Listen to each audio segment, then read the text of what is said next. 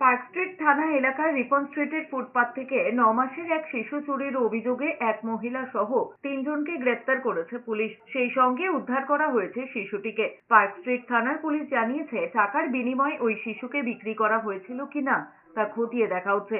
পুলিশের দাবি, ওই শিশুটির পরিবার থাকে রাজারহাটের ইকো পার্ক থানা এলাকায়। সম্প্রতি রিপন স্ট্রিট থানায় কেনাকাটা করতে গিয়ে অন্যমনস্কতার সুযোগে মায়ের পাশ থেকে শিশুটিকে নিয়ে চম্পট দেয় এক মহিলা।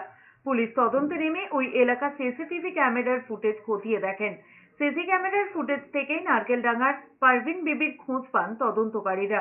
ধৃতকে জেরা করে নারকেলডাঙ্গা এলাকার মিয়াজান লেনের বিউটি সিং এবং রাজেশ সিং নামে এক দম্পতির কথা জানতে পারে পুলিশ। তাদের কাছ থেকেই শিশুটিকে উদ্ধার করা হয়েছে।